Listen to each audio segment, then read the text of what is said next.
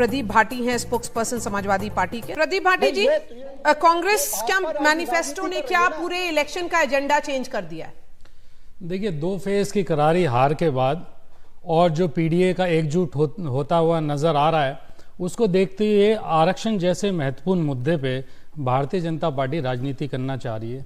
और वो पार्टी बात कर रही है जिसने सन 89 में आरएसएस जैसे उनके संगठन ने घोर विरोध किया था आपका मंडल कमीशन का।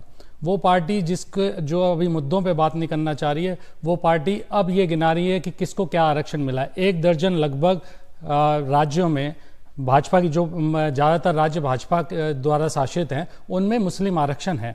आप बात को घुमाइए मत, बात जो है आरक्षण जैसे मुद्दे पे ये बता दीजिए किस राज्य में मुस्लिम आरक्षण है? 12 राज्य हैं लगभग जिनमें मुस्लिम ओबीसी में आरक्षण है, जिसमें गुजरात, उत्तर प्रदेश, बिहार, राजस्थान, मध्य प्रदेश, तमिलनाडु है, आंध्र प्रदेश है, जिसमें हरियाणा, जिसमें हिमाचल प्रदेश है, और कहीं पे भी यहाँ कास्ट नहीं लिखा गया। राज्य जिसमें ज्यादातर भाजपा शासित राज्य है उनमें भी आरक्षण है, लेकिन और मेजर राज्य है। भाटी साहब, मैं आपसे पूछ रही हूँ कि कहां पे बताया जा रहा है कि प्रधानमंत्री नरेंद्र मोदी के चुनाव का मंत्र है आरक्षण हटाना? ये क्यों भ्रम फैलाया जा रहा है आप लोग की तरफ से?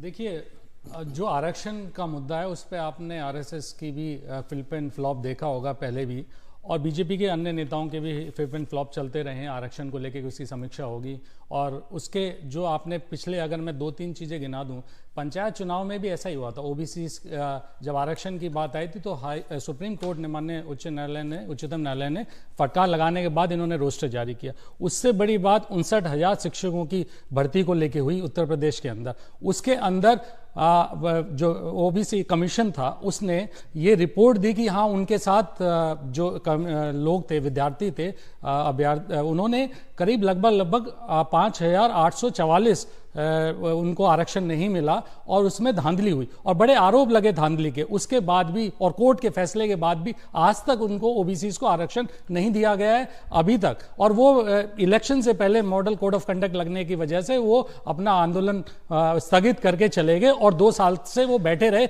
और सरकार ने उनकी सुध नहीं ली। ये ओबीसी के साथ इनका रवैया रहा है। पर अगर ये आरोप लग रहा है कि आप संविधान पर एक्चुअली एक ऐसा स्पॉट लगाने वाले हैं, अगर आप रिलीजन के बेसिस पर या धर्म के आधार पर आरक्षण की बात कर रहे हैं, तो वो गलत तो नहीं बोल रही भाजपा? देखिए, हमने समाजवादी पार्टी की बहुत स्पष्ट नीति रही है इसमें, जिसकी जितनी संख्या भारी उसकी उतनी हिस्सेदारी। हमने इसमें किसी वर्ग विशेष को नहीं छोड़ा, किसी धर्म को नहीं छोड़ा है, सभी की हिस्सेदारी की बात करिए। आप पहले उनको गिनिए, साझेदारी तो समझिए उनका कितना वो पढ़े लिखे हैं, उनकी आर्थिक असमानता कितनी है, उनकी सामाजिक असमानता कितनी है, उसे तो समझिए। उसके बाद आप आगे किसी के लिए कुछ बेटर कर पाएंगे। वो तो आप उनको अपना वोट बैंक में मानते हैं।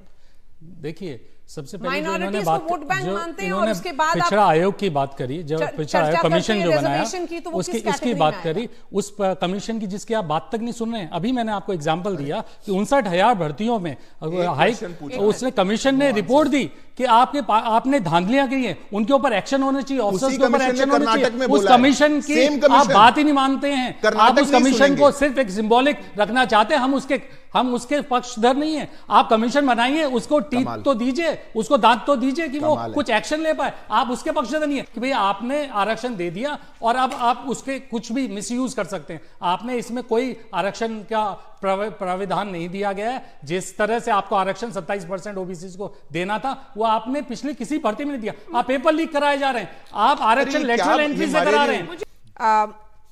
क्या भाजपा को यह लग रहा है कि कास्ट सेंसस या जातिगत जनगणना का बहुत ज्यादा रेजोनेंस हो रहा है, इसकी वजह से वो उसका काट है आरक्षण का मुद्दा, और इसीलिए आपने पूरा स्पॉटलाइट कांग्रेस के मैनिफेस्टो पे रख दिया है? भाटी साहब, जवाब दें। देखिए, एक तो वो पार्टी बात नहीं करे जिसने सन 89 में खुद ओबीसी के रिजर्वेशन के लिए मंडल कमीशन का विरोध किया था। वो पार्टी बात ना करे जिससे जो आज तक जाति जनगणना करा नहीं पाई है, ना उसका पक्ष में आई है, कभी फ्लिप एंड फ्लॉप कराती है।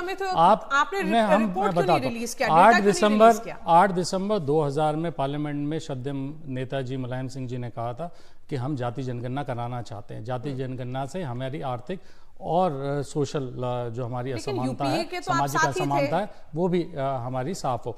2011 से लेके 14 तक अगर कांग्रेस ने नहीं की, हम उसके पक्षधर नहीं थे, हम उसकी बार बार मांग कर रहे थे, और उसके बाद भी फिर कांग्रेस बीजेपी आई, उसने क्यों नहीं किया अभी तक जारी?